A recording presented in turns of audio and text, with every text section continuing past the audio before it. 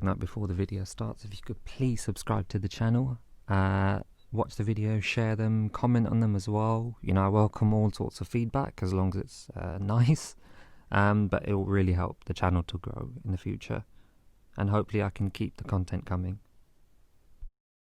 Welcome back everyone. Today I'm going to be looking at how the iPad Pro 2020 or even 2018 can be used as a laptop replacement, or as I like to refer to it, as a substitute. With the tier system in the UK at the moment, the majority of us are essentially working from home. So if you haven't been provided with a laptop from your workplace, you're probably working from your own desktop or your own laptop. And this is where the iPad Pro comes in. So straight out of the box, it can function very similarly to a laptop. I've been able to use the internet as I normally would on a laptop or a computer, such as watching YouTube, going on Twitter, replying to a ton of emails. I've even tried the occasional documents using Apple's own software packages, as well as Office, which includes Word, Excel and PowerPoint. Just to make a note, I don't have the Magic Keyboard. Instead, I've been using the Magic Mouse 2 and the Magic Keyboard 2, which is working best for me, mainly because it was a lot cheaper. I have done individual reviews for those out on my channel, so please check them out. I think when it comes to this, it's best to start with the advantages. So first of all, it's portable. I can take this thing anywhere in my home. It's so comfortable to hold. Next, coming with that is the battery life, which is pretty much all day.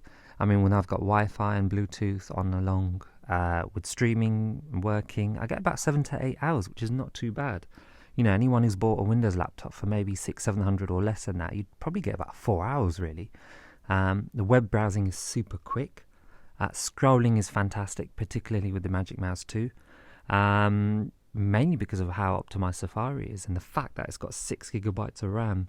That also adds to the optimization as well.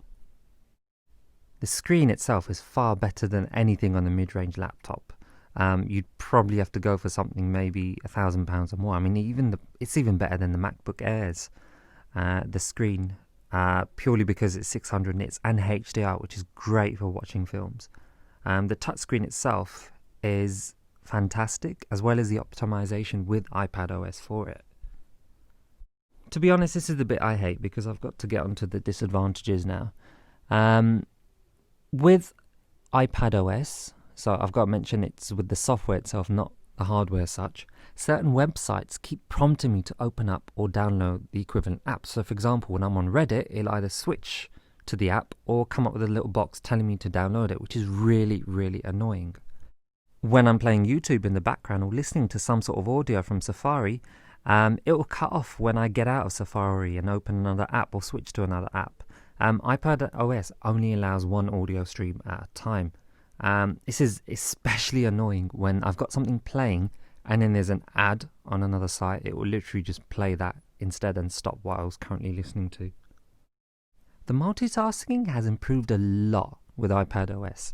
Although if you're someone who likes to leave lots of file windows and browser tabs open on Windows Explorer, and you're going to find this a bit getting used to.